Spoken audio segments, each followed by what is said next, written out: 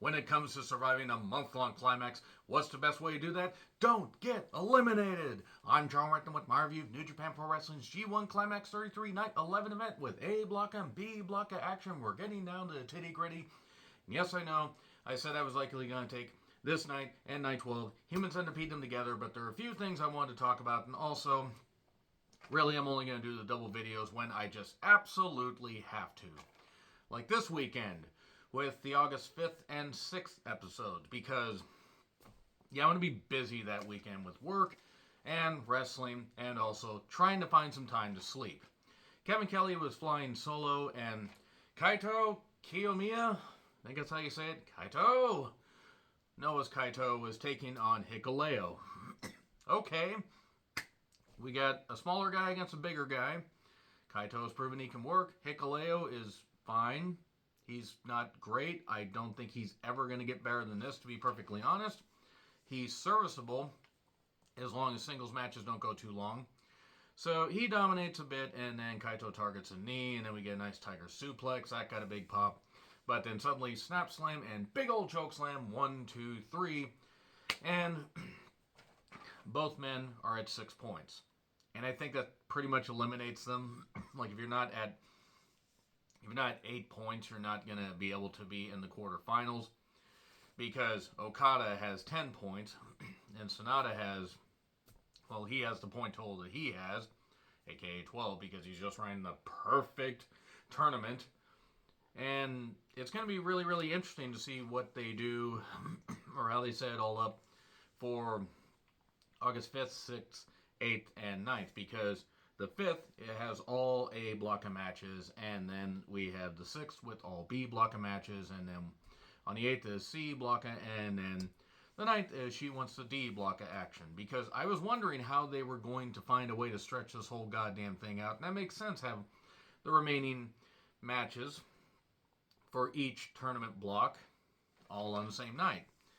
And then Yoshihashi took on the Great Okan. So it starts with some nice mat work. Okan does, know how to work the mat pretty well.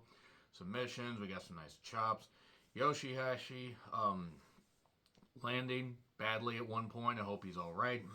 There was some no-selling, a big old power bomb by Yoshihashi. That got a big pop. And he hit some other kind of buster move. I don't actually know what they call it. Gets a 2, really close to, a little too close. Probably should have kicked out a little bit sooner, but nevertheless. Then we get, the claw. Then the eliminator, 1, 2, 3. Both at 4 points. So at least I don't have to worry about Yoshihashi being in the quarterfinals. I don't hate him. He just bores me. And then Chase Owens against Ren Narita. And 10 minutes later, the Cobra Twist tapped out Chase Owens. Passed out would have been fine too, because that would have meant I wouldn't have to watch Chase Owens for a while. 4 points for each. No, I am not going to pay much attention to a Chase Owens match. Are you out of your fucking mind? I like Narita, though. Hopefully Narita has a big old boost in the Wrestle Kingdom and beyond. ELP against Taichi. Even though both are faces, I wonder who's going to out-heal the other. Chops, kicks, punch, it's all in the mind. And a nice, springboard crossbody and an Asai or Lion Salt 1, 2. That was really nice combo there by ELP. And then hits a sudden death, the Tai Chi clutch. They're going back and forth with some good stuff. ELP got his own clutch for 2, and then got another kick and a clutch, 1, 2, 3. Okay, ELP got the victory. I'm all for it. Both are at 6 points. A handshake. ELP turning over a new queef. I think that's how that saying goes. This was fine. So far, besides Chase Owens being allowed to be in this field, it's fine. And then Sonata took on Gabe Kidd. Oh, look, Gabe Kidd did another jump start. And then Okada somehow beat Gabriel Kidd in this match with Sonata. No, Sonata beat Gabriel Kidd with deadfall. I'm also not going to pay attention to anything involving Bullet Club members, at least that detail. Are you out of your mind? Because the Bullet Club stuff is so stale. And I'm convinced that Gabriel Kidd is a fucking idiot. So, 12 points for Sonata. And 5 for Gabe Kidd, or Gabriel Kidd, or G Kidd, or Alex the Kid. Alex the Kid as a wrestler would have been better. Anybody that gets that Alex the Kid reference, God, you are just as old as I am. So yeah, Sonata, perfect tournament so far. Tonga Loa taking on Will Ospreay. This is a test for Tonga Loa. Can he hang with the man that just recently beat Okada? He did. He did. Tonga moving better, hit a nice delayed jackhammer. That got a big old pop. He was doing that for a while, too. Chops, strikes, Ospreay kept firing back. And then later they went into the crowd, and I'm like, boy, going into the crowd this late into the match, that's weird. Into the pile of chairs, and oh my god, all this stuff's going on, and they're going to get counted out. But no, Will almost gets back to the ring, and Tonga Loa spears him and gets right back in and wins by a count out. I mean, that's one way to add a little bit of drama to Will Ospreay, possibly not making the quarterfinals. Weird. Really weird. I don't think that Will Ospreay is winning this tournament, considering he is the current U.S. champion. I'm not against Tonga Loa winning. I guess they didn't want to take that much steam off of Ospreay, but it was what it was. Tonga Loa at 6, Will Ospreay at 8. Yota Tsuji against Shota. Shota. I tried to do that there. I said this is going to a draw, isn't it? I was almost right. After Shota Umino's entrance took about 14 years, a tope by Yota, and Shota kept firing back with some nice chops and some nice strikes. Well worked. These two work well together. It'll be interesting to see how they do in the more formative years of their career. And later, Spanish Fly variation off the top, 1-2. DDT for 2. Looked like Shota might get the victory, but no, he fell to the spear of 1, 2, 3. So Yota has 5, Shota has 6. Both are eliminated from the tournament.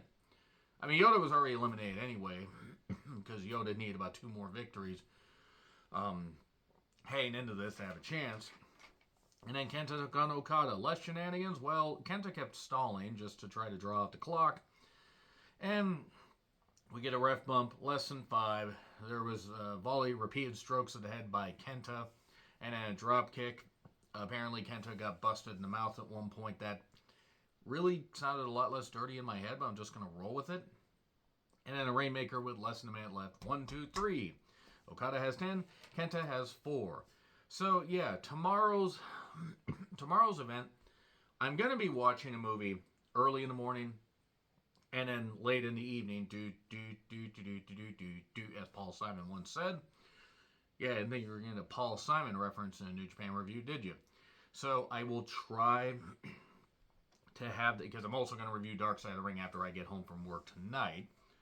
So I'm going to do my best to get that New Japan review up before I go to the other movie. It's going to be Gran Turismo, an early access thing. And let's see if Neil Blomkamp can actually do something good in film.